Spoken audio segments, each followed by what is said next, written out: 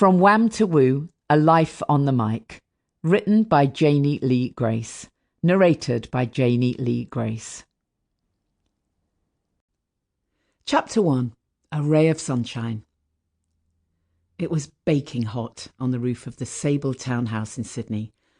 I wasn't sure how long I could fry my skin without burning, but I was acutely aware of just how glorious it felt to be lounging on a sunbed, waiters hovering nearby to ply me with drinks, and nothing to do till our sound check later that evening.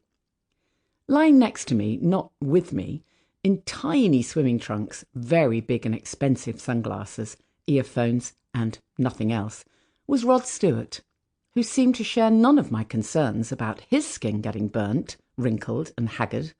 He already had a deep tan, while I, having come from a wet, cold winter in the UK, was lily white and already starting to go the colour of beetroot in unsightly patches.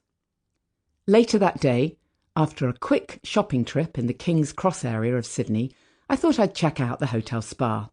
It was pretty empty. In fact, the only other person in the hot tub was my boss, George Michael.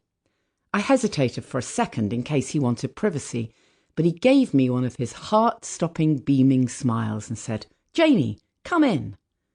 We sat there, luxuriating in the bubbles, and he asked me how I was finding my first trip to Australia. It was his too. I told him I loved it. I felt so at home in Sydney. I'd even considered living here. He looked directly at me. George had a way of looking at you so that you knew he was going to mean what he said. "Why don't you stay? You'd do great out here. I can really see you as a Bondi Beach girl. There's probably loads of work for singers, and if you're open to it, there is one of our Aussie film crew who'd be keen on showing you around." He sort of winked as he said it. I was a bit shocked. Little insecure me thought he may have been suggesting that I leave the tour or give up on my dreams of being a pop star to marry someone in the crew and be a kept woman. I had a pathological hatred of the idea of being a woman who lunched. I was fiercely independent, and I wondered if he was suggesting that I didn't have enough talent for anything more. Many years later, we laughed about that conversation.